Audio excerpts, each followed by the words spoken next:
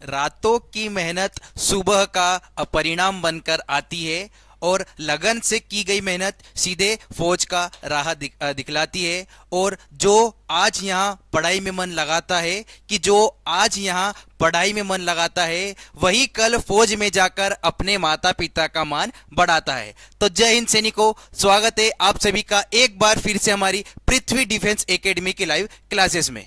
तो जैसा कि बच्चों आप सभी जानते हैं, हम हमारे लाइव सेशन में हमारे नर्सिंग असिस्टेंट्स के मॉडल पेपर सॉल्व कर रहे हैं। तो बच्चों हम आज के सेशन में हमारी नर्सिंग असिस्टेंट यानी कि एनए का 4th मॉडल पेपर शुरू करने वाले हैं। तो फटाफट से जितने भी बच्चे हमारे साथ जुड़े हुए हैं, फटाफट से सभी कमेंट सेक्शन में जय हिंद लिखकर मुझे बताइए कि आप सभी जुड़ गए हैं। तब तक हम हमारा आज का सेशन जो है वो की शुरू करते हैं। तो चलिए बच्चों, सबसे पहला क्वेश्चन देखते हैं हम। सबसे फर्स्ट क्वेश्चन हमारे सामने है कि 2023 में साहित्य का नोबेल पुरस्कार किसने जीता? Who won the Nobel Prize in literature in the year 2023? याद रखिएगा आप, सन 2023 में साहित्य का नोबेल पुरस्कार किसने जीता? यदि हम इसके ऑप्शंस की बात करते हैं बच्चों, तो जेवियर बार्डेम एक एक्टर है, इन्होंने नहीं जीता। बेनेडिक्ट कम्बरबैच यह भी एक एक्टर है, तो इन्होंने भी नहीं जीता। एंड्रयू गारफील्ड यह भी एक एक्टर है, तो इन्होंने भी नहीं जीता। इस क्वेश्चन का जो सही आंसर है बच्चों हमारा ऑप्शन है, यानी कि जॉन फॉसे। बच्चों याद रखिएगा आप, नोबेल पुरस्कार जो होता है एक बहुत बड़ा अवार्ड होता है, और सन 2023 में लिटरेचर यानी कि साहित्य में नोबेल पुरस्कार किसको मिला था? John Fosse. याद रखिएगा आप, सन 2023 में साहित्य में जो नोबेल पुरस्कार है वो जॉन फॉसे को मिला था। और ये जो है बच्चों नॉर्वे के राइटर है, याद रखिएगा आप, एक देश है नॉर्वे। जॉन फॉसे नॉर्वे देश के एक राइटर है, और इसीलिए इनको 2023 में साहित्य में नोबेल पुरस्कार दिया गया था। तो ऑप्शन है जॉन फॉसे इस क्वेश्चन का बिल्कुल ही सही आंसर होने वाला है। तो जिन बच्चों ने ऑप्शन है जॉन फॉसे कमेंट किया है उन सभी का आंसर बिल्कुल ही सही है। नेक्स्ट क्वेश्चन देखते हैं हम। दिसंबर 2023 में मध्य प्रदेश के 19वें मुख्यमंत्री के रूप में किसने शपथ ली? दिसंबर 2023 में मध्य प्रदेश के 19वें मुख्यमंत्री के रूप में किसने शपथ ली? जितने भी हमारे बच्चे जो एमपी से हैं, जो कि हमारे लाइव सेशन में जुड़े हुए हैं, मैं उम्मीद करूंगा कि सभी प्यारे बच्चे इस क्वेश्चन का आंसर मुझे बिल्कुल ही कमेंट सेक्शन में सही बताएंगे कि दिसंबर 2023 में मध्य प्रदेश के 19वें मुख्यमंत्री यानी कि चीफ मिनिस्टर के रूप में किसने शपथ ली थी? तो फटाफट से जितने भी बच्चे एमपी के हैं और बाहर के हैं, जो फटाफट से इस क्वेश्चन का आंसर मुझे आप कमेंट सेक्शन में बताइए, तब तक हम इसके ऑप्शन देखते हैं। तो रमन सिंह ने नहीं ली थी, विष्णुदेव साई ने भी नहीं ली थी, ना ही भजन लाल शर्मा ने ली थी। ऑप्शन है डॉक्टर मोहन यादव।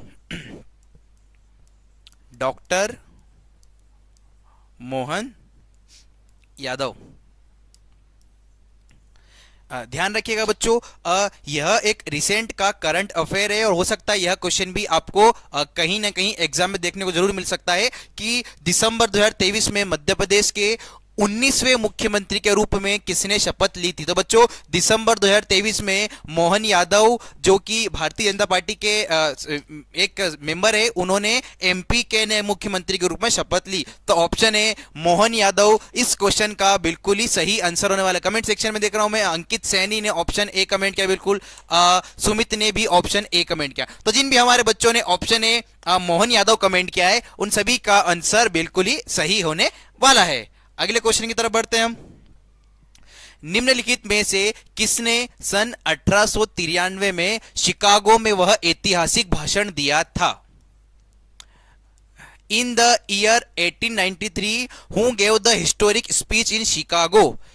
बच्चों यह भी एक बहुत ही बेसिक सा और एक ये बहुत ही इंपॉर्टेंट सा क्वेश्चन है। मैं आशा करूंगा इस क्वेश्चन का आंसर भी मुझे जितने भी बच्चे हमारे साथ लाइव सेशन में जुड़े हुए हैं, मुझे फटाफट से कमेंट सेक्शन में इस क्वेश्चन का आंसर भी बताएंगे कि शिकागो में जो स्पीच हुई थी वह किसने दी थी? बच्चों यह एक बहुत ही फेमस स्पीच थी जो कि स्वामी विवेकानंद जी ने दी थी। याद रखिएगा, यह एक बहुत ही फेमस स्पीच थी जो कि स्वामी विवेकानंद ने सन 1893 में शिकागो में दी थी। इस स्पीच में स्वामी विवेकानंद ने सभी अमेरिकी वासियों को संबोधित करते हुए कहा था कि मेरे प्यारे अमेरिकी भाइयों और बहनों, जिससे कि जितने भी अमेरिकी वासी थे सभी उनसे काफी खुश हो गए थे। और बच्चों, उन्होंने हिंदू धर्म के बारे में यह बताया था कि मुझे गर्व है कि मैं उस धर्म से आता हूं, वो ऐसा धर्म जो दूसरे सभी धर्मों को सत्य मानता है और हमेशा ईमानदारी और निष्ठा का पाठ पढ़ाता है। तो याद रखिएगा, आप शिकागो की जो बहुत फेमस स्पीच थी बच्चों, वह दी थी स्वामी विवेकानंद। तो ऑप्शन ए स्वामी विवेकानंद इस क्वेश्चन का बिल्कुल ही सही आंसर होने वाला है। और जितने भी हमारे बच्चों ने option A Swami Vivekananda comment किया है, उन सभी का आंसर बिल्कुल ही सही होने वाला है। नेक्स्ट क्वेश्चन देखते हैं हम। निम्नलिखित में से किस स्थान को बुद्ध को ज्ञान प्राप्त होने का स्थान माना जाता है?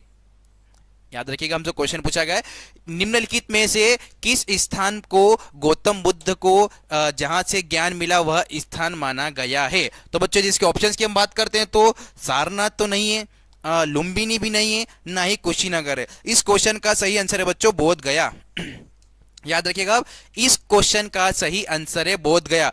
बच्चों, आप बोध गया याद रखिए, क्यों? क्योंकि यही जो है बच्चों वह जगह है जहां से कि माना जाता है कि गौतम बुद्ध को इसी जगह से ज्ञान प्राप्त हुआ था। गौतम बुद्ध यानी कि बोध गया। तो आप बुद्ध और बोध ऐसे भी करके इस क्वेश्चन को याद कर सकते हैं। तो यह भी एक बच्चों इंपॉर्टेंट क्वेश्चन है जीके का, कहीं ना कहीं यह क्वेश्चन भी आपको एग्जाम में जरूर देखने को मिल सकता है। तो ऑप्शन बी बोध गया इस क्वेश्चन का बिल्कुल ही सही आंसर होने वाला है। नेक्स्ट क्वेश्चन की तरफ बढ़ते हैं हम। प्रसिद्ध लोहड़ी का त्योहार किस देवी देवताओं को समर्पित है? To which deity is the famous Lohri festival dedicated? बच्चों, यदि हम लोहरी फेस्टिवल की बात करें तो लोहरी मुख्य रूप से पंजाब में मनाया जाता है और यह फेस्टिवल जो होता है बच्चों 14 जनवरी को मनाया जाता है। लोहरी का फेस्टिवल 14 जनवरी को मनाया जाता है बच्चों। यह जो होता है यह फेस्टिवल सूर्य और अग्नि को डेडिकेट है। याद रखिएगा, अब यह जो फेस्टिवल है बच्चों यह सूर्य देवता और अग्नि देवताओं को समर्पित किया जाता है, इसीलिए यह ऑप्शन बी सूर्यदेव यानी कि सन गॉड इस क्वेश्चन का बिल्कुल ही सही आंसर होने वाला है। तो जितने भी बच्चों ने कमेंट सेक्शन में ऑप्शन बी सूर्यदेव या अग्नि कमेंट किया है, उन सभी का आंसर बिल्कुल ही सही होने वाला है। नेक्स्ट क्वेश्चन देखते हैं हम। प्रसिद्ध पुस्तक द डिस्कवरी ऑफ इंडिया किसके द्वारा लिखी गई थी? एक बहुत ही फेमस या प्रसिद्ध पुस्तक थी बच्चों, कौन सी? डिस्कवरी ऑफ इंडिया यानी कि भारत की खोज। यह एक किताब थी बच्चों और यह किताब लिखी थी पंडित जवाहरलाल नेहरू ने। याद रखिएगा आप, द डिस्कवरी ऑफ इंडिया बच्चों यह बहुत ही एक फेमस किताब थी जो कि पंडित जवाहरलाल नेहरू ने जेल में यह किताब लिखी थी। याद रखिएगा आप, पंडित जवाहरलाल नेहरू ने जेल में यह किताब लिखी थी, कौन सी? The discovery of India. तो ऑप्शन सी जवाहरलाल नेहरू इस क्वेश्चन का बिल्कुल ही सही आंसर होने वाला है। और जितने भी बच्चे हमारे साथ कमेंट सेक्शन में जुड़े हुए हैं, आप सभी के लिए एक छोटा सा क्वेश्चन है कि जवाहरलाल नेहरू भारत के पहले क्या थे? पंडित जवाहरलाल नेहरू जो है भारत के सबसे पहले क्या थे? तो फटाफट से आप सभी मुझे कमेंट सेक्शन में इसका आंसर बताइए कि पंडित जवाहरलाल नेहरू भारत के सर्वप्रथम क्या थे। तब तक हम बढ़ते हैं हमारे नेक्स्ट क्वेश्चन की तरफ। निम्नलिखित में से कौन सी नदी भारतीय मरुस्थल में पाई जाती है? Which of the following rivers is found in the Indian desert? मरुस्थल की यदि हम बात करें बच्चों तो रेतीय इलाके, ठीक है, यहाँ पे कि ऐसे इलाके यानी कि बहुत यहाँ इन इलाकों में हमें बहुत ज़्यादा गर्मी देखने को मिलती है बच्चों। और हमसे क्या पूछा गया है कि निम्नलिखित में से कौन सी नदी है जो कि भारतीय मरुस्थल में पाई जाती है? यदि हम इसके ऑप्शंस की बात करते हैं बच्चों तो दामोदर रिवर नहीं है, महानदी भी नहीं है, ना ही कावेरी रिवर है। ऑप्शन ए लूनी नदी इस क्वेश्चन का बिल्कुल ही सही आंसर होने वाला है। याद रखिए आप, लूनी नदी जो है बच्चों यह राजस्थान डेजर्ट में बहती है। याद रखिएगा, यह नदी है यह राजस्थान डेजर्ट में बहती है। लूनी नदी बच्चों यह राजस्थान डेजर्ट में बहती है और दूसरी जो हमारी दामोदर महानदी कावेरी ये नदी नहीं बहती। तो ऑप्शन है लूनी इस क्वेश्चन का बिल्कुल ही सही आंसर होने वाला। कमेंट सेक्शन में जितने भी हमारे बच्चों ने ऑप्शन है लूनी कमेंट किया है, उन सभी बच्चों का आंसर बिल्कुल ही सही होने वाला है। नेक्स्ट क्वेश्चन देखते हैं हमारा। भारत की जनगणना 2011 के अनुसार साक्षरता यानी कि लिटरेसी, साक्षरता के लिए न्यूनतम आयु क्या है? According to the census of 2011 of India, what is the minimum age for literacy?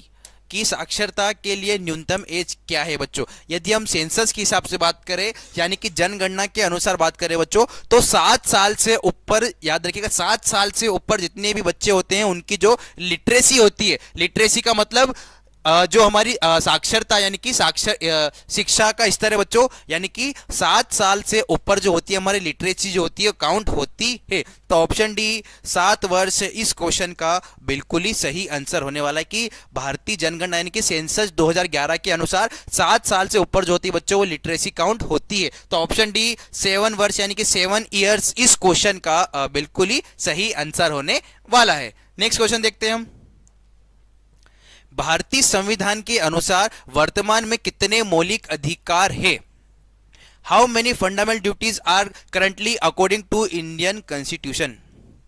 जितने भी हम भारतीय नागरिक के बच्चों, हम लोगों के कुछ मौलिक कर्तव्य है, याद रखिएगा भारतीय नागरिकों के कुछ मौलिक कर्तव्य बच्चों। यदि हम बात करें इसके सही आंसर की, तो भारतीय संविधान यानी कि इंडियन कॉन्स्टिट्यूशन के अनुसार बच्चों सबसे पहले 10 मौलिक अधिकार थे, बाद में एक और ऐड हुआ, यानी कि कुल मिलाकर हमारे 11 मौलिक अधिकार है।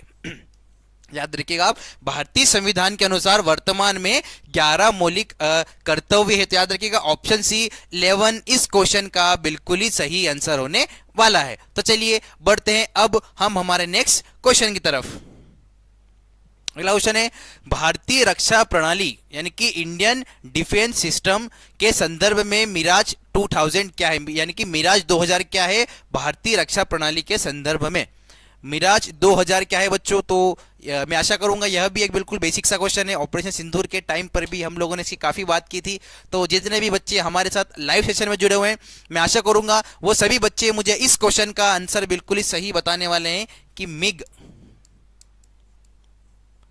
मिराज 2000 यानी कि मिराज 2000 क्या है। तो जितने भी बच्चे हमारे साथ लाइव सेशन में जुड़े हुए हैं, फटाफट से मुझे इस क्वेश्चन का आंसर कमेंट सेक्शन में बताइए कि मिराज 2000 क्या है। तो यह एक युद्ध का मैदान तो नहीं है, सैन्य स्टेशन भी नहीं, ना ही युद्ध टैंकर के, यह एक लड़ाकू विमान है यानी कि फाइटर जेट है। याद रखिएगा बच्चों, मिराज 2000 जो है बच्चों यह एक फाइटर जेट यानी कि इंडियन एयरफोर्स का बच्चों यह एक एयरक्राफ्ट है। याद रखना मिराज 2000 जो है इंडियन एयरफोर्स का बच्चों एक एयरक्राफ्ट है। तो ऑप्शन ए फाइटर जेट यानी कि लड़ाकू विमान इस क्वेश्चन का बिल्कुल ही सही आंसर होने वाला है। और कमेंट सेक्शन में जितने भी हमारे बच्चों ने ऑप्शन ए लड़ाकू विमान कमेंट किया है उन सभी का आंसर बिल्कुल ही सही होने वाला है। अगले क्वेश्चन की तरफ बढ़ते हैं हम। अब हमारे सामने मैथ्स का क्वेश्चन है कि कुल 100 प्रश्नों वाली एक परीक्षा में प्रत्येक सही उत्तर के लिए 2 अंक दिए गए, ठीक है। प्रत्येक गलत उत्तर के लिए 0.5 यानी कि 0.25% की नेगेटिव मार्किंग है, यानी कि 0.5 अंक काटे जाते हैं। दिया ने सभी प्रश्न हल किए और कुल 75 अंक प्राप्त किए, ठीक है। उसने कितने प्रश्नों के सही उत्तर दिए? हमें क्वेश्चन में क्या पूछा गया है कि 100 प्रश्नों वाली एक परीक्षा थी जिसमें कि सही आंसर देने पर यानी कि सही उत्तर देने पर 2 अंक दिए जाते थे और गलत उत्तर देने पर 0.5 नंबर काट लिए जाते थे। अब दिया को कुल 75 अंक प्राप्त हुए। अब हमें क्या बताना है? हमें यह बताना है कि दिया ने कितने प्रश्नों के उत्तर सही दिए। अब यदि हम इसका सोल्यूशन देखते हैं बच्चों, तो यदि हम मान लें सही को x, मान लो सही जो है कितने हमारे x, कितने हो गए सही जो है हमारे x, तो गलत कितने हो जाएंगे 100 माइनस x, तो गलत कितने हो जाएंगे हमारे 100 माइनस x। हमने सही को x मान लिया तो गलत क्या हो जाएंगे 100 माइनस x। अब यहां पर हमारी इक्वेशन क्या बनेगी? ठीक है, यहां पर हमारी इक्वेशन बन जाएगी 2x माइनस कितने नंबर काट लिया था 0.5, ठीक है। गलत होने पर कितने मार्क्स करते हैं? नेगेटिव मार्किंग 0.5 की, और अंदर हो जाएगा हमारा 100 माइनस x, और बाहर उसको कितने अंक प्राप्त हुए? हमने लिख लिया 75। यदि बच्चों हम इसको सोल्व करेंगे तो हमें मिलेगा x इज इक्वल टू 50। याद रखिए जब हम इसको सोल्व करेंगे तो हमें मिलेगा x इज इक्वल टू 50। तो ऑप्शन बी 50 या 50 इस क्वेश्चन का बिल्कुल ही सही आंसर होने वाला है। नेक्स्ट क्वेश्चन की तरफ बढ़ते हैं हम। निम्नलिखित में से कौन सी संख्या 7/3 और 10/3 के बीच की एक परिमेय संख्या है? Which of the following is a rational number between 7/3 and 10/3? बच्चों यदि हम बात करें तो रैशनल नंबर वो नंबर होते हैं जो कि बार बार रिपीट होते हैं। याद रखिएगा आप, रैशनल नंबर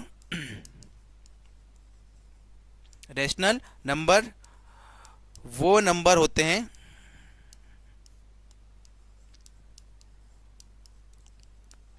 जो बार बार रिपीट यानी कि दोहराते हैं, बार बार रिपीट होते हैं। रेशनल नंबर बच्चों वह नंबर होते हैं जो कि बार बार रिपीट होते हैं। यदि हम इसके ऑप्शन देखें बच्चों तो 2.4353 533 633 रिपीट हो रहा है, नहीं हो रहा है। 2.5678 रिपीट हो रहा है, नहीं हो रहा है। इस क्वेश्चन का जो सही आंसर है बच्चों वो है हमारा ऑप्शन बी यानी कि 3.1212। याद रखिएगा आप, ऑप्शन बी 3.1212 इस क्वेश्चन का बिल्कुल ही सही आंसर होने वाला है, यानी कि हमारा ऑप्शन बी। तो जिन बच्चों ने ऑप्शन बी कमेंट किया है उन सभी का आंसर बिल्कुल ही सही होने वाला है। नेक्स्ट क्वेश्चन देखते हैं हम। अगला क्वेश्चन है हमारे पास 30 प्रेक्षणों का माध्य यानी कि मीन कितना है 42 है, पहले 16 प्रेक्षणों का माध्य 42 है और अंतिम 16 प्रेक्षणों का माध्य भी 38 है।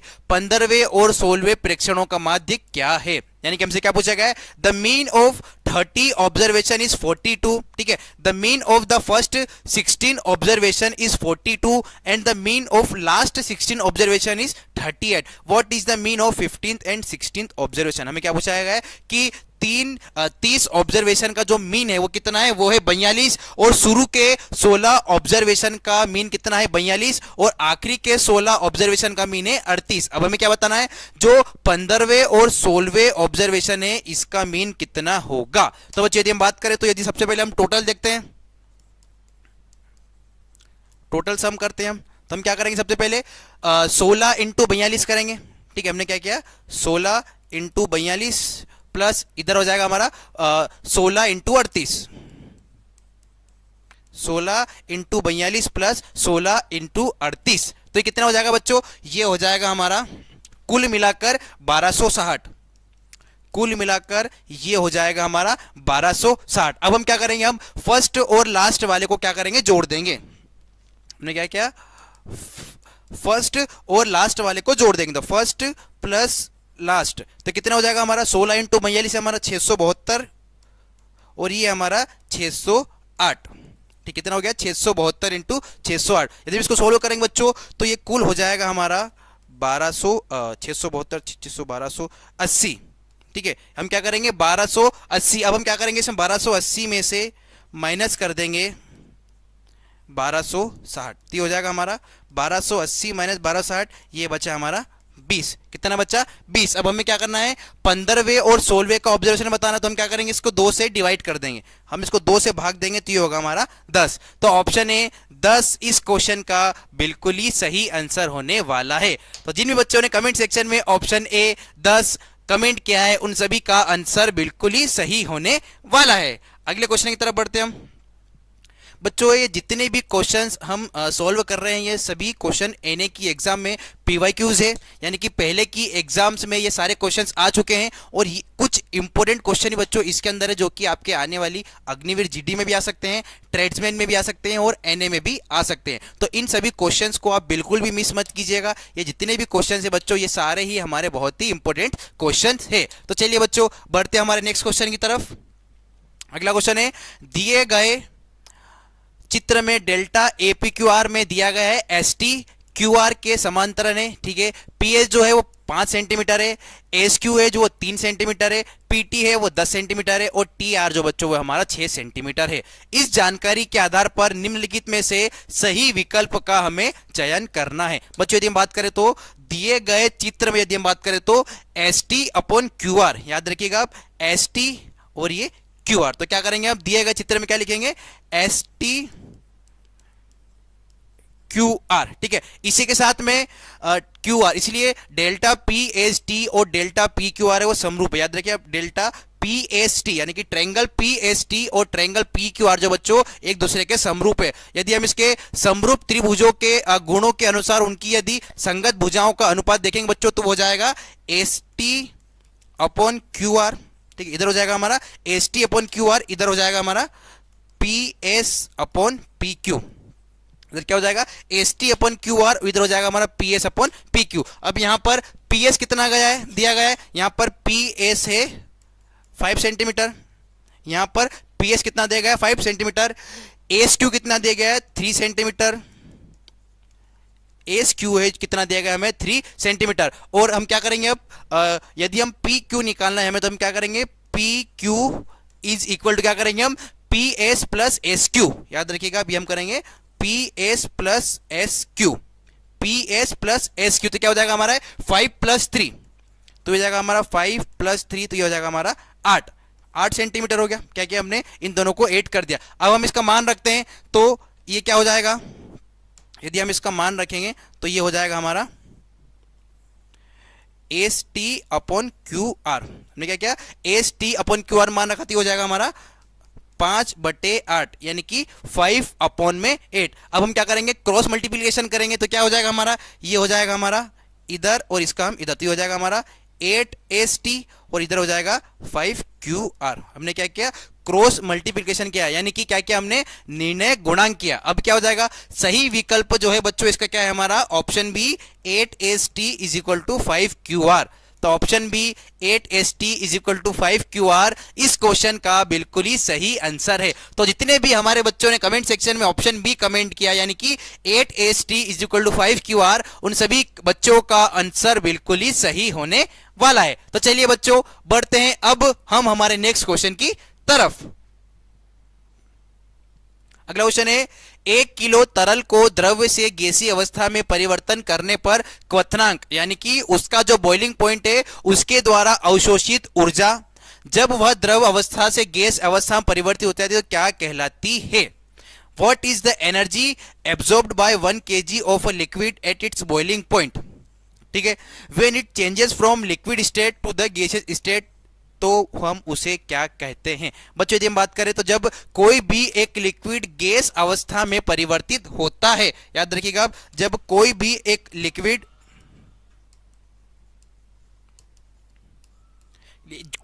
लिक्विड या द्रव बच्चों गैस में बदलता है तो उसे हम कहते हैं लेटेंट हीट, उसे हम कहते हैं लेटेंट हीट। याद रखिएगा ऑप्शन ए वाष्पीकरण की गुप्त ऊष्मा यानी कि लेटेंट हीट ऑफ वेपराइजेशन, तो option A latent heat of vaporisation इस क्वेश्चन का बिल्कुल ही सही आंसर होने वाला है। तो चलिए बच्चों बढ़ते हैं अब हम हमारे नेक्स्ट क्वेश्चन की तरफ। अगला क्वेश्चन है, न्यूटन के गति के तीसरे नियम में आने वाले क्रिया और प्रतिक्रिया बलों के युग्म के लिए निम्नलिखित में से कौन सा कथन सत्य नहीं है। हमसे नहीं है पूछा गया बच्चों, क्वेश्चन को आपको अच्छे से पढ़ना है, जल्दबाजी में आंसर कभी भी नहीं करना है। याद रखिएगा हमसे क्वेश्चन में क्या पूछा गया है कि निम्नलिखित में से कौन सा कथन सत्य नहीं है। न्यूटन ने बच्चों 3 नियम दिए थे, तो थर्ड लॉ क्या कहता है, every action has equal and opposite reaction, यानी कि हर क्रिया के समान और उसके विपरीत एक प्रतिक्रिया होती है, यानी कि action every action has equal and opposite reaction. हमें गलत ऑप्शन बताना है तो उनका परिणाम समान होता है, देयर मैग्नीट्यूड आर इक्वल, मतलब ये सही है, तो ऑप्शन ए नहीं हो सकता। वे तात्क्षणिक होते हैं यानी कि दे आर इंस्टेंटेनियस, ये भी सही है, ये भी नहीं हो सकता। वे एक ही वस्तु पर कार्य करते हैं, नहीं, वे एक्शन रिएक्शन कभी भी बच्चों सेम ऑब्जेक्ट यानी कि एक ही वस्तु पर काम नहीं करते, वो हमेशा अलग अलग बॉडीज पर लगते हैं। तो ऑप्शन सी जो है गलत है और हमसे क्वेश्चन में गलत ही पूछा गया है। उनकी दिशा विपरीत होती है, दिशा विपरीत होती है, तो ऑप्शन फोर्थ भी सही है। तो हमसे क्या पूछा गया है कि कौन सा कथन सत्य नहीं है, तो ऑप्शन सी वे एक ही वस्तु पर कार्य करते हैं, यह एक गलत ऑप्शन है। क्यों है, क्योंकि बच्चों वो कभी भी एक ही वस्तु पर कार्य नहीं करते हैं, वो हमेशा जो होते हैं एक्शन रिएक्शन होते हैं वो अलग अलग बॉडीज पर लगते हैं। तो ऑप्शन सी इस क्वेश्चन का बिल्कुल ही सही आंसर होने वाला है। अगला क्वेश्चन देखते हैं हम। निम्नलिखित में से कौन सा कथन सही है? यहां पर हमसे पूछा गया है which of the following statement is correct. निम्नलिखित में से कौन सा कथन जो है बच्चों वो सही है? इसके ऑप्शन की बात करें तो ध्वनि केवल एक अनुदैर्घ्य तरंग है, sound is only a longitudinal wave. बिल्कुल, यह ऑप्शन बिल्कुल सही है कि ध्वनि जो है बच्चों एक अनुदैर्घ्य तरंग यानी कि यह एक लॉन्गिट्यूडिनल वेव है। ध्वनि केवल एक अनुपस्थ तरंग नहीं है, ऑप्शन बी नहीं है। ध्वनि केवल निर्वात में ही संचारित हो सकती नहीं, ध्वनि ठोस, द्रव, गैस तीनों में हो सकती है। ध्वनि कंपन के अनुदैर्घ्य और अनुप्रस्थ दोनों प्रकार के मोड प्रदर्शित करती है, नहीं करती। तो ऑप्शन ए ध्वनि केवल एक अनुदैर्घ्य तरंग यानी कि sound is only a longitudinal wave. Option A इस क्वेश्चन का बिल्कुल ही सही आंसर होने वाला। जितने भी हमारे बच्चों ने ऑप्शन ए कमेंट किया है उन सभी का आंसर बिल्कुल ही सही होने वाला है। मैं कमेंट सेक्शन में देख रहा हूं अमित बिल्कुल, जय हिंद, रोहित डांगी, तुषार पवार, हीर, अंकित सैनी, सत्यम मराठा, अंकित, बिल्कुल जितने भी हमारे बच्चों ने कमेंट सेक्शन में ऑप्शन ए कमेंट किया है उन सभी बच्चों का आंसर बिल्कुल ही सही है। अगला क्वेश्चन देखते हैं हम। दो घटनाओं पर विचार करें, ठीक है। सबसे पहला है चंद्रमा की गति, ठीक है, मोशन ऑफ द मून। दूसरा है सेब का गिरना, ठीक है। इनमें से किसे न्यूटन के गुरुत्वाकर्षण के नियम द्वारा समझाया जा सकता है? न्यूटन ने बच्चों हम जानते हैं कि न्यूटन ने गुरुत्वाकर्षण का नियम दिया था, ठीक है। न्यूटन ने गुरुत्वाकर्षण का नियम दिया था बच्चों। यदि हम बात करें तो मून की गति यानी कि चंद्रमा की गति और सेब का गिरना बच्चों दोनों ही ग्रेविटी से एक्सप्लेन होते हैं। याद रखिएगा आप, चंद्रमा की गति यानी कि motion of the moon and falling of an apple दोनों ही जो है बच्चों यह होते जो हमारे गुरुत्वाकर्षण यानी कि ग्रेविटी से एक्सप्लेन होते हैं। तो दोनों है यानी कि हमारा ऑप्शन ए और बी दोनों इस क्वेश्चन का बिल्कुल ही सही आंसर होने वाला है। क्यों होने वाला है?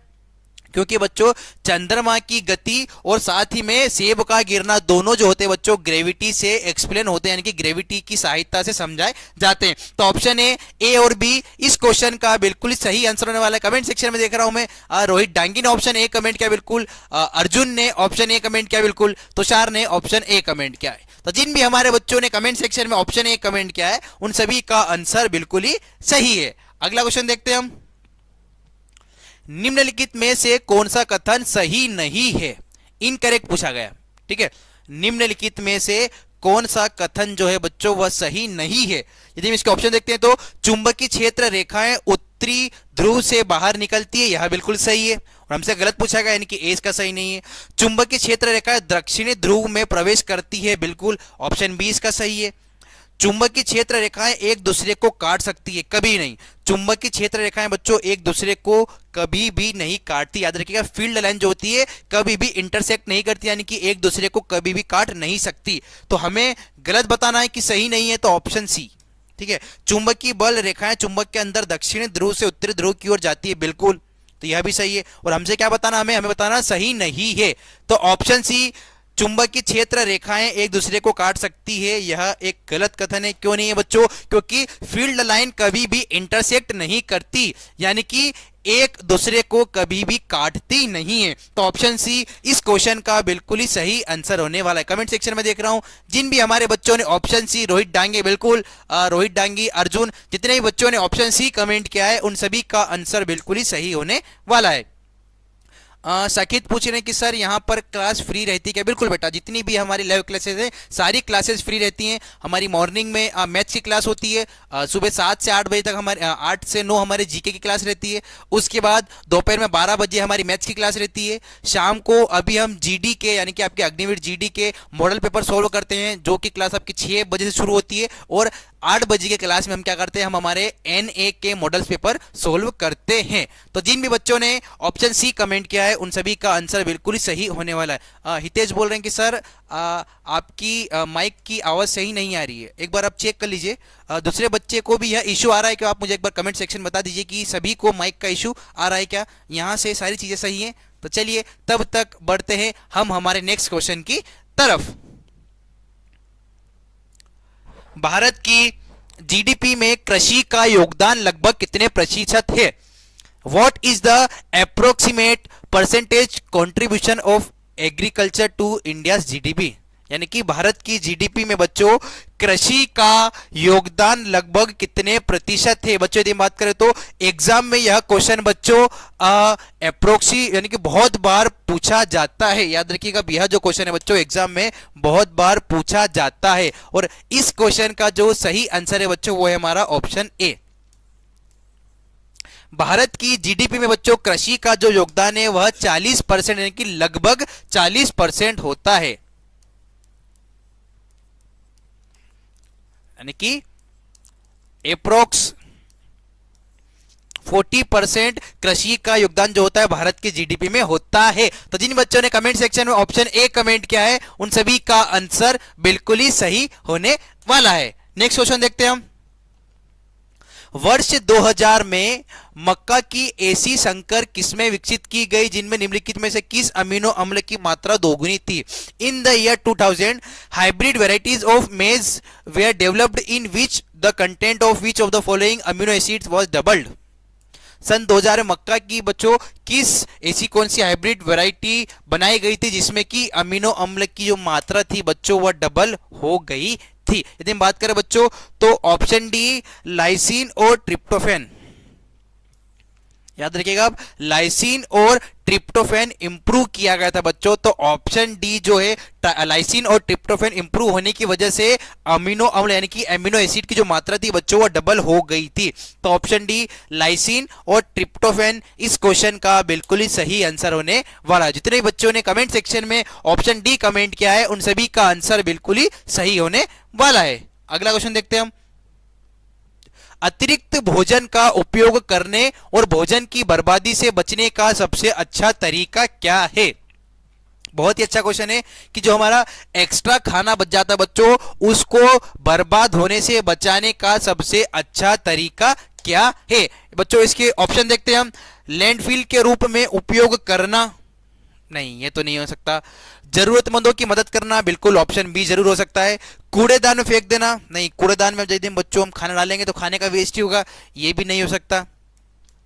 खाद बनाने के लिए कंपोस्ट करना, बिल्कुल यह बिल्कुल सही होता है क्योंकि हम बायो खाद बना सकते हैं। जो खाने को बचाने का बच्चों सबसे बेस्ट तरीका होता है वो होता है कि जरूरतमंद को दे दो, सबसे पहला तो ये बच्चों। और दूसरा जो है बच्चों वो होता है कि उसका हम कंपोस्ट यानी कि खाद बनाने, यानी कि बी और डी। तो ऑप्शन सी केवल बी और डी इस क्वेश्चन का बिल्कुल ही सही आंसर होने वाला है। तो जितने भी हमारे बच्चों ने कमेंट सेक्शन में ऑप्शन सी कमेंट किया है उन सभी का आंसर बिल्कुल ही सही होने वाला है। अगला क्वेश्चन देखते हैं हम। विडाल परीक्षण निम्नलिखित में से किस बीमारी के लिए पुष्टिकारी परीक्षण है। याद रखिएगा, विडाल टेस्ट हम किस बीमारी का पता लगाने के लिए करते हैं। हमसे क्वेश्चन पूछा गया बच्चों कि विडाल टेस्ट किस बीमारी की जांच करने के लिए, किस बीमारी का पता लगाने के लिए हम विडाल टेस्ट करते हैं। तो बच्चों निमोनिया के लिए नहीं करते, मलेरिया के लिए भी नहीं करते, ना ही प्लेग के लिए करते हैं। हम टाइफाइड का पता लगाने के लिए बच्चों याद रखिएगा, टाइफाइड का पता लगाने के लिए हम विडाल टेस्ट की सहायता लेते हैं। यानी कि विडाल टेस्ट का उपयोग हम टाइफाइड का पता लगाने के लिए करते हैं बच्चों। टाइफाइड जो होता है वो सैल्मोनेला टाइफी के कारण होता है। याद रखिएगा, टाइफाइड रोग जो होता है बच्चों वो सैल्मोनेला टाइफी की वजह से होता है और इसका पता लगाने के लिए हम विडाल टेस्ट का उपयोग करते हैं। तो ऑप्शन डी टाइफाइड इस क्वेश्चन का बिल्कुल ही सही आंसर होने वाला है कि विडाल टेस्ट का प्रयोग बच्चों हम टाइफाइड का पता लगाने के लिए करते हैं। बच्चों एक क्वेश्चन और आ सकता है परीक्षण के ऊपर कि एड्स रोग की जांच के लिए हम कौन सा टेस्ट करते हैं। याद रखिएगा, अब एड्स रोग जो कि एक्वायर्ड इम्यूनोडेफिशिएंसी सिंड्रोम होता है, जो कि एचआईवी वायरस होता है बच्चों। एचआईवी वायरस की वजह से एड्स रोग होता है और उसका पता लगाने के लिए बच्चों हम एलिसा टेस्ट की सहायता लेते हैं। एलिसा टेस्ट की सहायता किस लेते हैं हम? एड्स रोग का पता लगाने के लिए।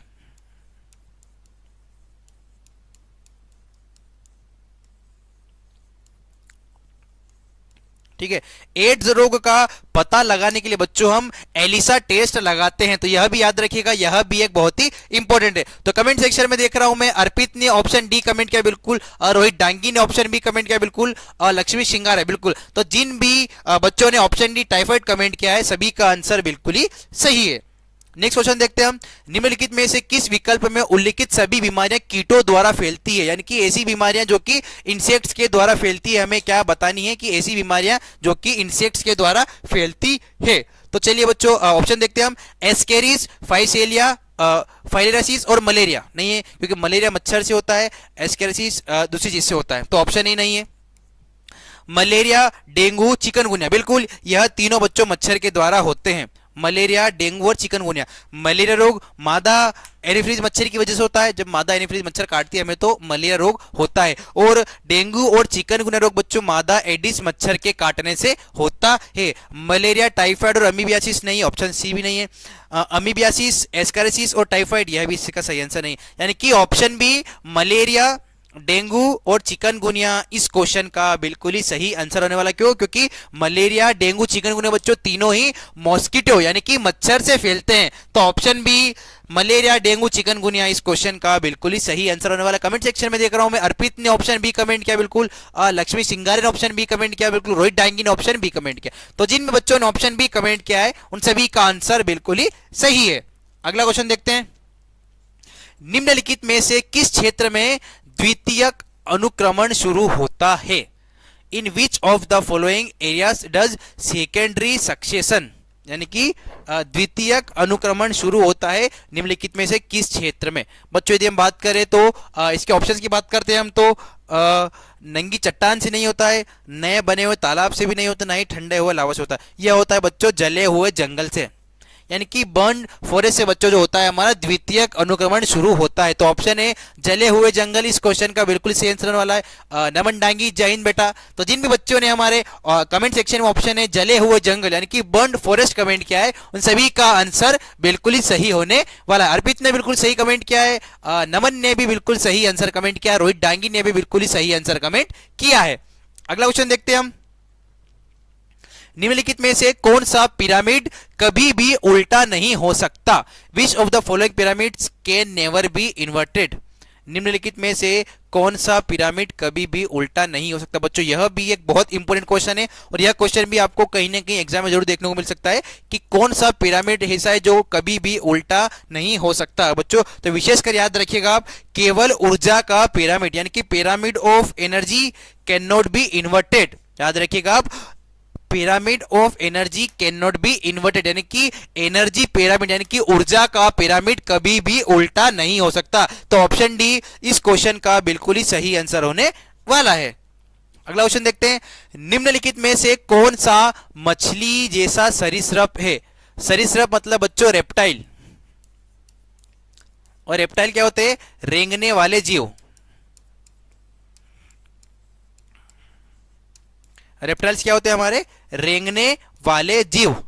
तो निम्नलिखित में कौन सा मछली जैसा एक सरीसृप यानी कि रेप्टाइल्स है? इसके ऑप्शन की बात करें बच्चों तो टायरानोसॉर्स यह भी नहीं है, पेलिकोसॉर्स यह भी नहीं है, ब्रोंटोसॉर्स यह भी नहीं है। ऑप्शन ए इच्चिथियोसॉर्स, याद रखिएगा आप, ऑप्शन ए इच्चिथियोसॉर्स बच्चों यह एक मछली जैसा रेप्टाइल है। याद रखिएगा यह एक मछली जैसा रेप्टाइल यानी कि सरीसृप यानी कि मछली की तरह रेंगने वाला एक जीव है। तो ऑप्शन ए इस क्वेश्चन का बिल्कुल ही सही आंसर होने वाला। अर्पित बोल रहे हैं जितना रगड़ा उतना तगड़ा। बिल्कुल अर्पित, क्योंकि जितना रगड़ा उतना ही तगड़ा, जितना ज्यादा बच्चों आप रगड़ा खाएंगे उतने ही ज्यादा तगड़े आप बनेंगे। तो कभी भी रगड़ा खाने से मत डरिए, जितना अधिक रगड़ा आप खाएंगे उतना अधिक तगड़े आप बनेंगे। तो जितना रगड़ा उतना तगड़ा। तो चलिए अगले क्वेश्चन देखते हैं हम हमारा। अनुकूली विकिरण के अनुसार गर्भनालीय स्तनपायी लेमूर निम्नलिखित में से किस ऑस्ट्रेलियाई मार्सुपियल्स के समान है? According to the adaptive radiations placental mammal lemur is similar to which Australian marsupials? ठीक है बच्चों, यदि इसके सही आंसर की बात करें बच्चों तो ऑप्शन स्पॉटेड कस्कस, चित्तीदार कुस्कस। ठीक है, स्पॉटेड कस्कस इस क्वेश्चन का बिल्कुल ही सही आंसर होने वाला। याद रखिएगा आप, ऑप्शन बी चित्तीदार कुस्कस इस क्वेश्चन का बिल्कुल ही सही आंसर है। अगला क्वेश्चन देखते हैं हम।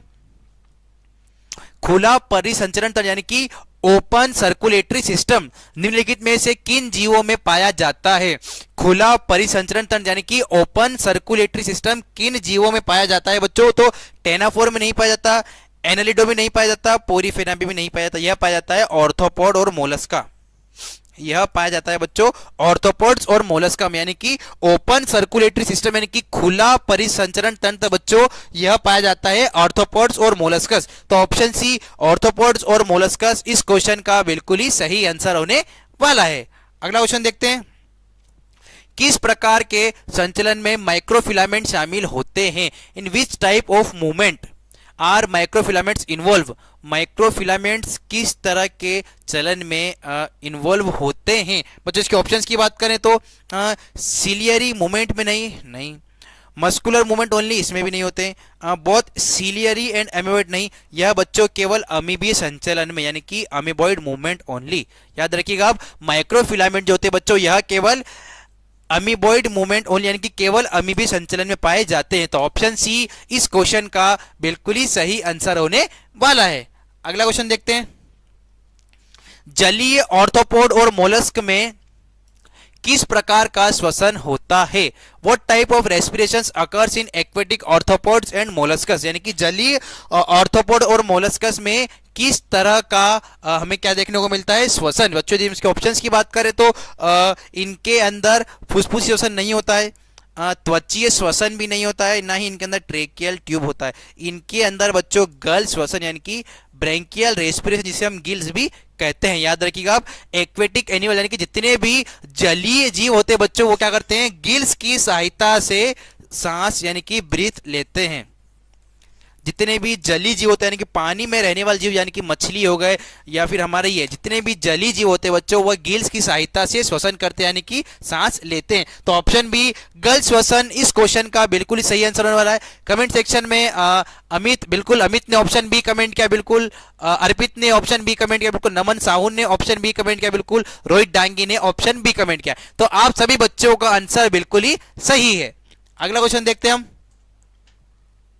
मांसपेशी संकुचन की कार्यात्मक इकाई को क्या कहा जाता है? What is the function unit of muscle contraction?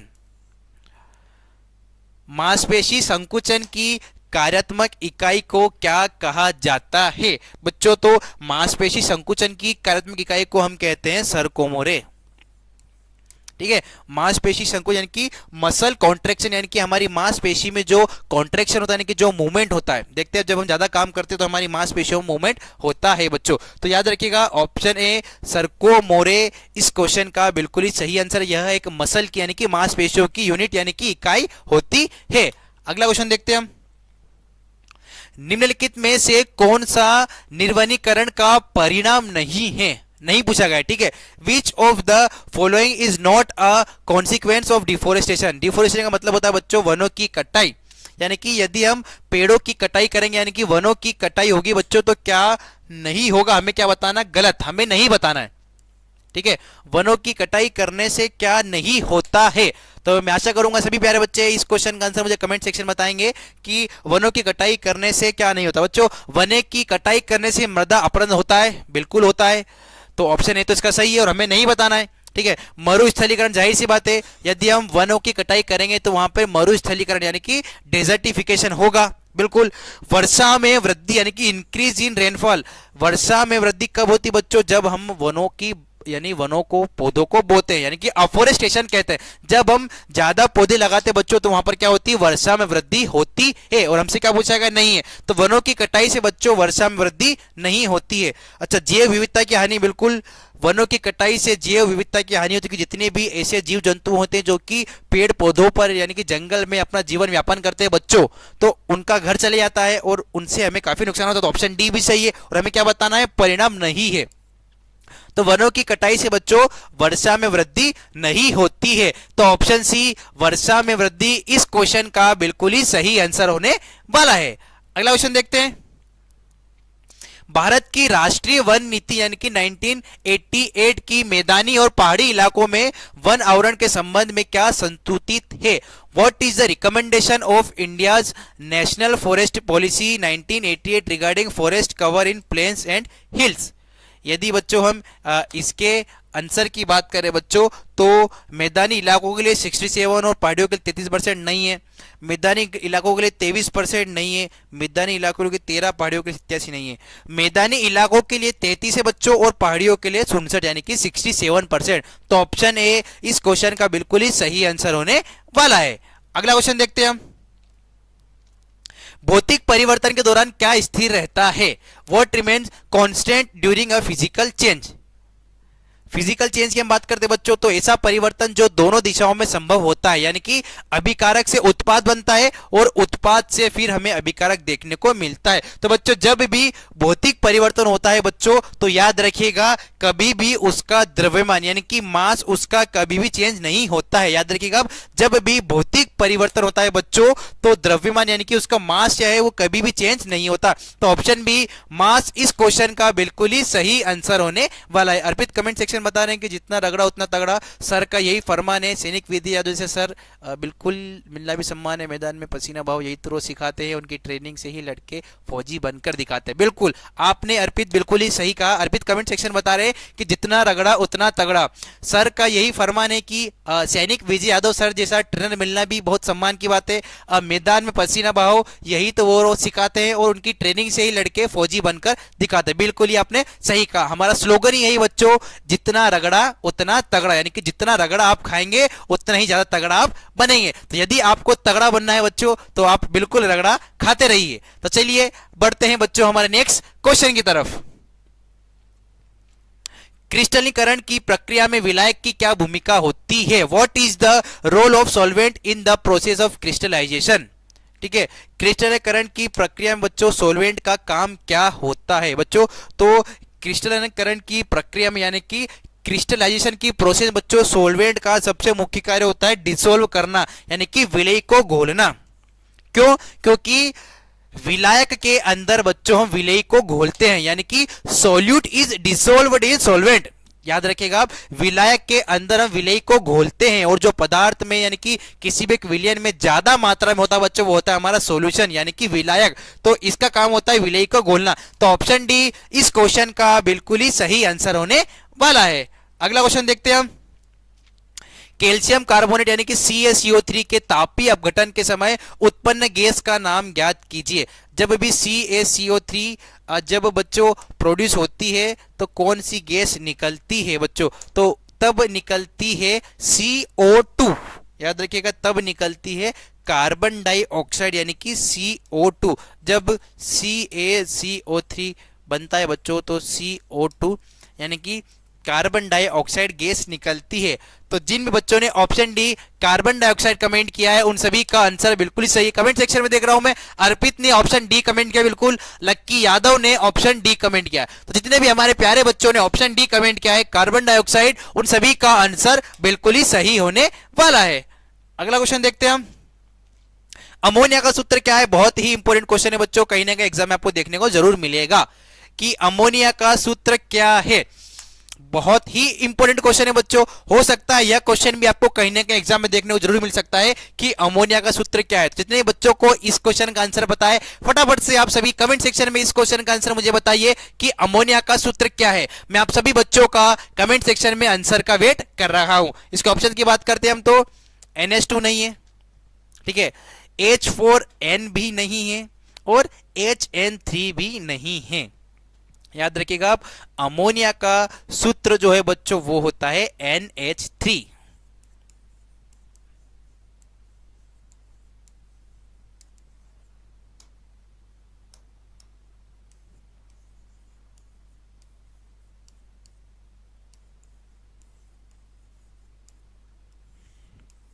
ठीक है, अमोनिया का जो सूत्र होता है सैनिकों वो होता है NH3। तो कमेंट सेक्शन में देख रहा हूं मैं, लक्की यादव ने ऑप्शन ए कमेंट किया, बिल्कुल बेटा। अर्पित ने भी ऑप्शन ए कमेंट किया और इनके अलावा जितने भी हमारे बच्चों ने ऑप्शन ए NH3 कमेंट किया है उन सभी का आंसर बिल्कुल ही सही होने वाला है कि अमोनिया का सूत्र होता है बच्चों NH3। तो बहुत ही इंपॉर्टेंट क्वेश्चन है, हो सकता है यह क्वेश्चन में आपको कहीं ना कहीं एग्जाम में देखने को जरूर मिल सकता है। अगला क्वेश्चन देखते हैं हम।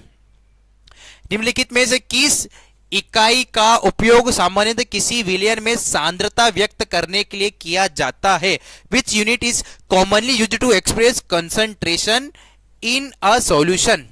किसी भी एक विलियन में यदि हमें उसके सांद्रता यानी कि कॉन्सेंट्रेशन को बचाना है बच्चों, तो हम किसका उपयोग करते हैं? तो हम करते हैं ग्राम प्रति लीटर का।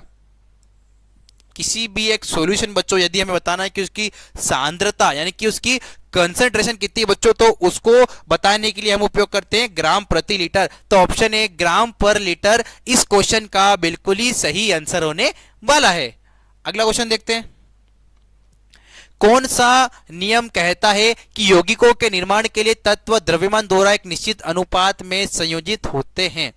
लॉज ऑफ केमिकल कॉम्बिनेशन, यानी कि जब दो अलग अलग तत्व आपस में जुड़ते हैं बच्चों, तो वो कुछ नियमों का पालन करते हैं और उन नियमों के अंतर्गत ही वो क्या करते हैं, इससे जुड़ते हैं। तो इसके ऑप्शन की यदि बात करें तो ऊर्जा संरक्षण का नियम नहीं है बच्चों।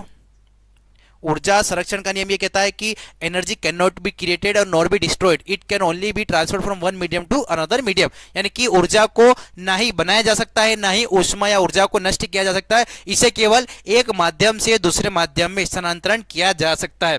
द्रव्यमान के संरक्षण का नियम भी नहीं है बच्चों। निश्चित अनुपात का नियम, बिल्कुल, लॉ ऑफ डेफिनाइट प्रोपोर्शंस, याद रखिएगा ऑप्शन सी निश्चित अनुपात का नियम क्या कहता है बच्चों कि यौगिकों के निर्माण के लिए तत्व द्रव्यमान द्वारा किसी एक निश्चित अनुपात में ही संयोजित होते हैं। यदि इनका हम अनुपात बदलते हैं यानी कि इनके रेशियो यानी कि इनकी मात्रा का अनुपात बदलेंगे, तो हमें हमारा जो प्रोडक्ट चाहिए, जो उत्पाद चाहिए, वह उत्पाद कभी भी नहीं मिलेगा। तो वो जो होते हैं बच्चों एक निश्चित अनुपात में ही जुड़ते हैं, यह होता है हमारा निश्चित अनुपात का नियम। तो ऑप्शन सी इस क्वेश्चन का बिल्कुल ही सही आंसर होने वाला है। अगला क्वेश्चन है, वायु किसकी कुचालक होती है? Air is a poor conductor of, वायु किसकी कुचालक होती है बच्चों? तो ध्वनि और विद्युत दोनों की नहीं होती है, ध्वनि और प्रकाश की नहीं होती, प्रकाश और विद्युत दोनों की नहीं होती, यह होती है उष्मा और विद्युत की, बोथ हीट एंड इलेक्ट्रिसिटी। ठीक है, कुचालक की यदि हम बात करें बच्चों, तो कुचालक का मतलब होता है बेड कंडक्टर, यानी कि ऐसे पदार्थ या ऐसी चीजें जो अपने अंदर से उष्मा और विद्युत को प्रवाह नहीं होने देती।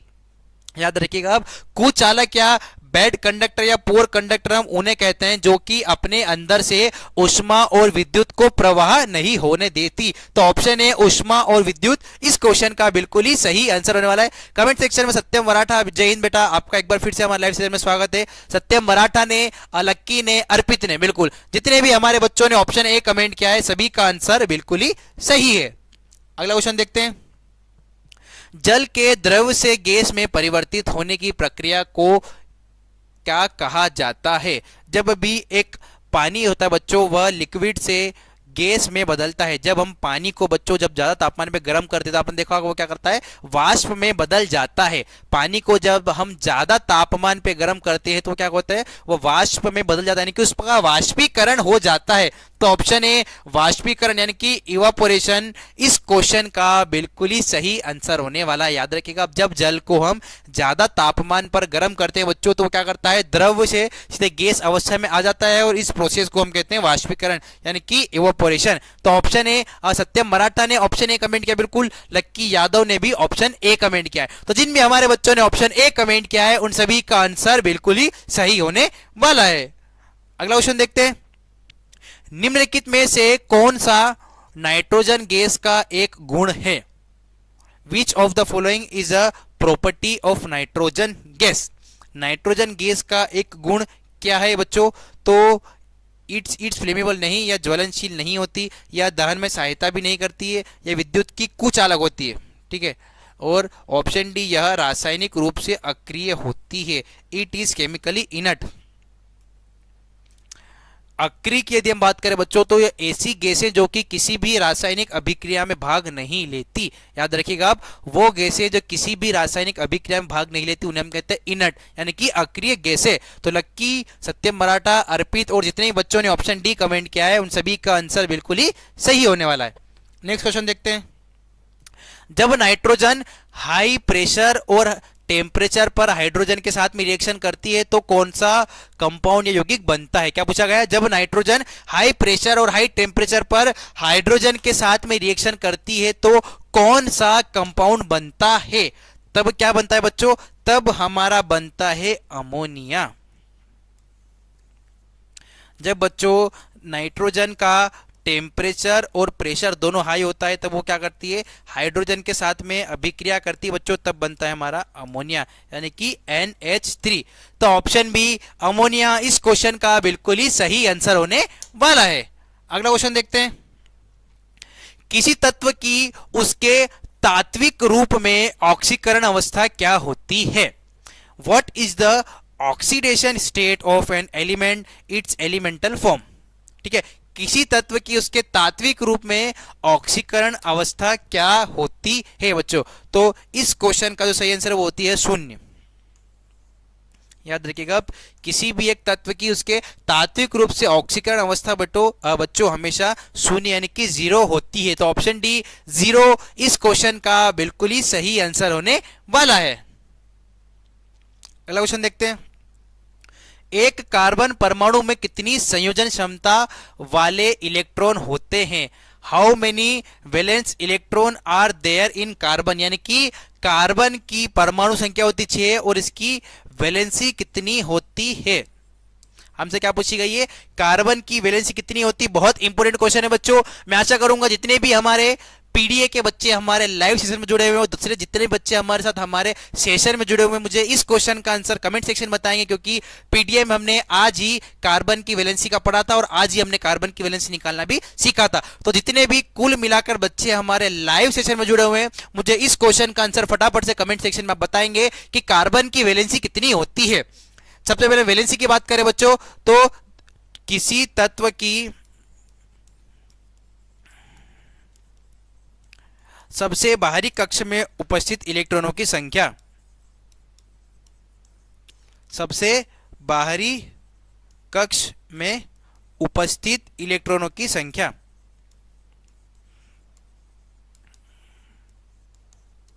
ठीक है, किसी भी एक तत्व की सबसे बाहरी कक्ष में उपस्थित इलेक्ट्रॉनों की संख्या उस तत्व की संयोजिता यानी कि वैलेंसी कहलाती है। तो बच्चों यदि वैलेंसी निकालनी तो हम सबसे पहले कार्बन का इलेक्ट्रॉनिक विन्यास यानी कि इलेक्ट्रॉनिक कॉन्फ़िगरेशन देखते हैं। वो क्या होता है? वो होता है 1s2 2s2 2p2। 1s2 2s2 2p2 जो होता है बच्चों कार्बन का इलेक्ट्रॉनिक विन्यास होता है। यदि हम बात करें बच्चों तो हमें सबसे बाहरी कक्ष देखनी है और इसकी सबसे बाहरी कक्ष है दूसरी। ठीक है, और हमें पता है कि वैलेंसी की परिभाषा क्या होती है? किसी भी एक तत्व की सबसे बाहरी कक्ष में उपस्थित कुल इलेक्ट्रॉनों की संख्या। अब कुल इलेक्ट्रॉन कितने हैं? 2 इलेक्ट्रॉन ये और 2 इलेक्ट्रॉन ये। जब इन दोनों को आपस में जोड़ते हैं तो कितने हो जाते हैं? 4। यानी कि बच्चों कार्बन की जो वैलेंसी होती है वो होती है 4। कार्बन की वैलेंसी कितनी होती है बच्चों? वो होती है 4। कमेंट सेक्शन में देख रहा हूं मैं, सत्यम मराठा ने बिल्कुल ऑप्शन डी कमेंट किया है, अर्पित ने ऑप्शन डी कमेंट किया है, अलक्की ने भी ऑप्शन डी कमेंट किया। बिल्कुल बच्चों बहुत ही इंपॉर्टेंट क्वेश्चन है, आप अच्छे से इसको याद कर लीजिए। आपको ऐसे ही भी याद होना चाहिए कि कार्बन की जो वैलेंसी होती है यानी कि कार्बन की संयोजिता कितनी होती है? वो होती है 4। यानी कि कार्बन के अंदर 4 संयोजी इलेक्ट्रॉन पाए जाते हैं बच्चों। एक होते हैं हमारे संयोजी इलेक्ट्रॉन, दूसरे होते हैं हमारे कोर इलेक्ट्रॉन। ठीक है, दूसरे होते हैं हमारे कोर इलेक्ट्रॉन। अब कोर इलेक्ट्रॉन क्या होते हैं? संयोजी इलेक्ट्रॉनों को छोड़कर अंदर वाली कक्षा में जितने भी इलेक्ट्रॉन पाए जाते हैं, याद रखिएगा, अब संयोजी इलेक्ट्रॉनों को छोड़कर अंदर वाली कक्षा में जितने भी इलेक्ट्रॉन पाए जाते हैं उन्हें हम कहते हैं कोर इलेक्ट्रॉन। यदि हम बात करें तो यहां पर कार्बन की संयोजी कक्षा में कितने इलेक्ट्रॉन थे? 4। और इनको छोड़कर अंदर वाली कक्षा में कितने इलेक्ट्रॉन बचे? 2। तो कार्बन के ठीक है, तो कार्बन के अंदर कोर इलेक्ट्रॉन कितने हुए बच्चे? 2। ठीक है, कार्बन के अंदर कोर इलेक्ट्रॉन होते 2 और कार्बन के अंदर वैलेंस यानी कि संयोजी इलेक्ट्रॉन होते 4। तो कमेंट सेक्शन में देख रहा हूं मैं, लक्की ने बिल्कुल, अर्पित ने, सत्यम मराठा ने, हरिओम, बिल्कुल आप चारों बच्चों का आंसर बिल्कुल ही सही होने वाला है। अगला क्वेश्चन देखते हैं। कृत्रिम उर्वरकों में यानी कि आर्टिफिशियल फर्टिलाइजर्स में निम्नलिखित में से कौन सा नाइट्रोजन का सामान्यतः प्रयोग किए जाने वाला रूप है? In artificial fertiliser which of the following is a commonly used form of nitrogen? बच्चों तो कौन सा होता है? वो होता है अमोनियम नाइट्रेट। याद रखिएगा, कृत्रिम उर्वरकों में अमोनियम नाइट्रेट जो होता है बच्चों वो नाइट्रोजन का सामान्यतः प्रयोग किए जाने वाला रूप होता है। तो ऑप्शन ए अमोनियम नाइट्रेट इस क्वेश्चन का बिल्कुल ही सही आंसर होने वाला है। अगला क्वेश्चन देखते हैं। अभिक्रिया 2H+ O2 यानी कि 2H2O में ऑक्सीजन का तुल्यांकी भार क्या है? What is the equivalent weight of oxygen in the reaction 2H2O plus 2H2O। बच्चों यदि हम बात करें तो हमें एक रिएक्शन दी गई है 2H2 प्लस O2, तो हमारा क्या बना इधर 2H2O। ठीक है, हमें क्या दिया गया 2H2O। बच्चों हमें क्या बताया यहाँ पर, हमें O2 का हमें क्या बताना है, तुल्यांकी भार, जिसे हम ग्राम इक्विवेलेंट वेट कहते हैं बच्चों, वह क्या है? तो यहाँ पर ऑक्सीजन का जो बच्चों हमारा प्रोडक्ट बना है, ऑक्सीजन का परमाणु भार होता है, परमाणु संख्या होती है 8। ठीक है, और इसका जो तुल्यांकी वजन होता है बच्चों वो भी होता है 8। तो याद रखिएगा ऑप्शन ए 8 इस क्वेश्चन का बिल्कुल ही सही आंसर होने वाला है। याद रखिएगा ऑप्शन ए 8 ग्राम इस क्वेश्चन का बिल्कुल ही सही आंसर होने वाला है। तो चलिए बच्चों बढ़ते हैं हमारी आज की क्लास के लास्ट क्वेश्चन की तरफ। तो निम्नलिखित में से किस पदार्थ का तुल्यांकी भार यानी कि उसका इक्विवेलेंट वेट के परमाणु भार के बराबर होता है? किसका परमाणु संख्या यानी कि एटॉमिक नंबर और एटॉमिक मास दोनों ही समान होता है? याद रखिएगा किसका परमाणु संख्या और परमाणु भार दोनों ही समान होता है? परमाणु ऑक्सीजन की परमाणु संख्या 8, परमाणु भार 16 होता है। ठीक है, नाइट्रोजन की परमाणु संख्या 7, परमाणु भार 14 होता है। फास्फोरस बिल्कुल भी नहीं है। तो इस क्वेश्चन का सही आंसर है हाइड्रोजन। हाइड्रोजन की परमाणु संख्या 1, परमाणु भार भी 1। तो ऑप्शन सी हाइड्रोजन इस क्वेश्चन का बिल्कुल ही सही आंसर होने वाला है। जिन भी हमारे बच्चों ने कमेंट सेक्शन में ऑप्शन सी हाइड्रोजन कमेंट किया है उन सभी का आंसर बिल्कुल ही सही होने वाला है। तो बच्चों मैं आशा करूंगा आप सभी बहुत मन लगाकर जितनी भी हम मॉडल्स पेपर सॉल्व कर रहे हैं, जितनी भी हमने लाइव क्लासेस देखी है, इन सभी क्लास के क्वेश्चंस को आप एक जगह कॉपी में नोट डाउन करके अच्छे से आप लिख रहे होंगे और इन क्वेश्चंस का बार बार रिविजन कर रहे होंगे। क्योंकि बच्चों हमें जितने भी हम क्वेश्चंस कर रहे हैं, ये सारे क्वेश्चन हमारी आने वाली अग्निवीर एग्जाम्स के लिए बहुत ही ज़्यादा इंपॉर्टेंट है। तो आप सभी इन क्वेश्चन को अच्छे से कॉपी में एक जगह पर नोट डाउन कर लीजिए और बार बार इन सभी क्वेश्चंस का रिवीजन करते रहिए। बहुत बार आपको लग सकता है कि आप अकेले पढ़ गए हैं, दूसरे बच्चे मौज मस्ती कर रहे हैं और आप पढ़ रहे हैं। बच्चों याद रखिएगा आप कष्ट में यानी कि विपत्ति में सभी आते हैं। ठीक है, कष्ट या विपत्ति में कोई भी नहीं आता बच्चों, सुख के समय सभी आते हैं। तो याद रखिएगा बच्चों अभी जो है थोड़ा सा हार्ड वर्क चल रहा है आपका। ठीक है, सभी लोग कब आएंगे, जब आप कामयाब हो जाएंगे। तो याद रखिएगा आप लगातार मेहनत करते रहिए, प्रयत्न करते रहिए, जी तोड़कर मेहनत से लगन से आप पढ़ते रहिए। भगवान आपको आपकी मेहनत का बहुत अच्छा फल देगा। क्यों? क्योंकि मुसीबतों का हल और मेहनत का फल भगवान सबको जरूर देते हैं। तो इसी के साथ बच्चों कमेंट सेक्शन में मैं देख रहा हूं कि हिदरात पूछ रहे हैं कि सर मेरा फर्स्ट एग्जाम है आर्मी का, पास हो पाऊंगा क्या? बिल्कुल, जितने भी बच्चे बोल रहे हैं कि आप जिन भी बच्चों का पहला अटेम्प्ट है बच्चों, यदि आप अच्छे से मन लगाकर मेहनत से पढ़ाई करेंगे बच्चों तो बिल्कुल आप फर्स्ट अटेम्प्ट में ही पास हो जाएंगे। और बहुत यदि आप अच्छे से पढ़ाई करेंगे बच्चों तो बिल्कुल आप काफ़ी अच्छे नंबर से अपने पहले ही अटेम्प्ट में अपने और अपने माता पिता के सपने मिशन वर्दी को बिल्कुल आप पालेंगे। तो इसी के साथ बच्चों हमारा आज का सेशन समाप्त होता है। मिलते हैं अब हम हमारे नेक्स्ट सेशन में। इसी के साथ बच्चों जय हिंद, जय भारत, भारत माता की जय।